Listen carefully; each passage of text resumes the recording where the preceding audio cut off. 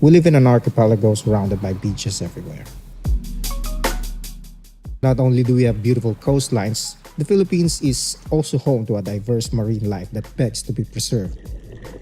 We're fortunate that the waters are sanctuaries to some of the world's endangered species. One of them are these gentle giants, butanding, or more popularly known, the whale sharks. So back in October of 2018, my wife and I decided to visit these magnificent creatures near the southern part of Cebu. Our adventure starts in Dumaguete, which is a gateway to some of the country's most awesome travel destinations. So we are on our way to Sibulan port.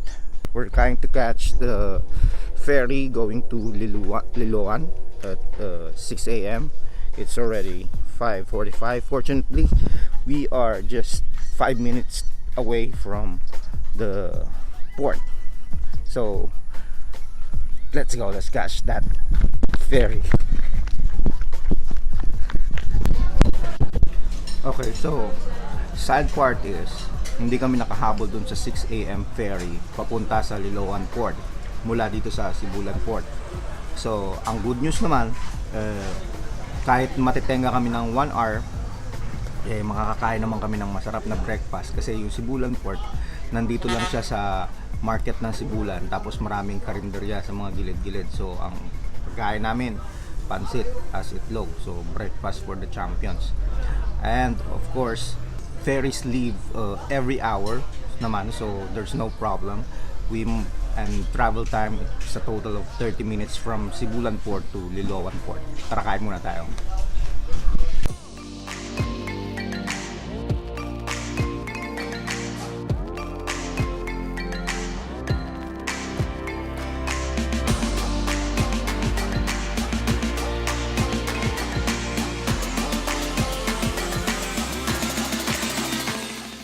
After that heavy meal, we boarded the fast craft.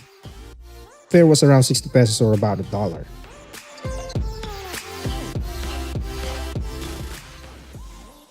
Okay, so we've just arrived in Liloan port. One quick tip, kung pupunta man kayo ng Oslob, pagdating nyo sa Sibulan, pagdating nyo ng ticket, punta kagad kayo dun sa tabing area where you can get stubs for seat numbers for buses going to Oslob.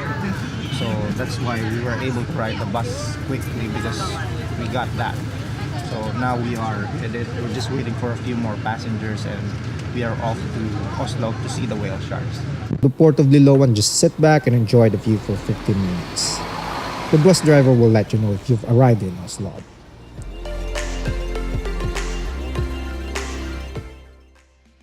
So nandito na tayo ngayon sa Oslob, and my oh my, those tourists, daming tourists. So after we rode the bus, we immediately went to one of the resorts here. Maraming resorts na nag-offer dito na whale shark watching. So we took the first one that we found, and they charged us with 500 pesos each plus 100 pesos for entrance fee. That includes the locker and a guide.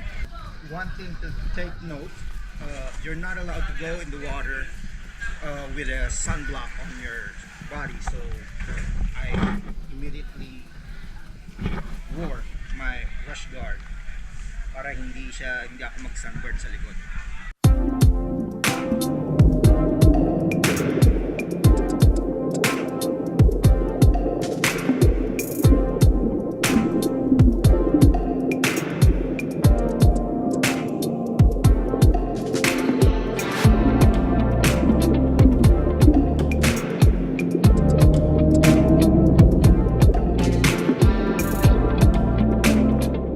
Interacting with the butanding starts early at 6 a.m.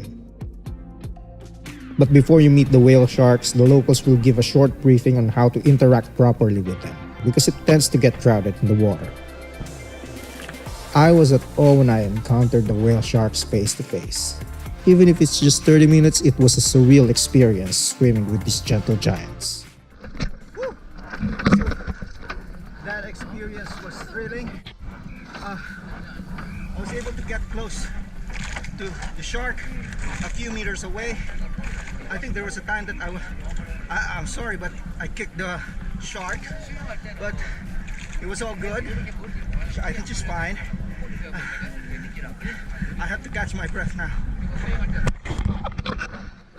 So the thing is, they only allow you 30 minutes in the water with a shark to protect them from all those, check that out, all those tourists. You can see them, look like colored Skittles. So, after that, they migrate. how was your day? How was your day? Good? Good? Were you able to get close to the shark? Yes. I'm close to the shark right now. Whale shark watching continues to spark debate since it started more than 6 years ago. They say that it's preventing them from moving freely. But if you ask me, I say it's better for them to interact with tourists rather than being killed in the hands of poachers. And besides, whale shark watching is not a whole day activity. It normally ends at 1 p.m. And if tourists follow the rules, there shouldn't be a problem. And obviously, swimming with a botanding also boosts the local economy. We decided to go home early because we have a lot more to do tomorrow. But after the whale watching, we went to one of the carinderias here. So the meal costs about 50 pesos per viand, like this one. This is 50 pesos. And it's good, actually. They serve pork, squid.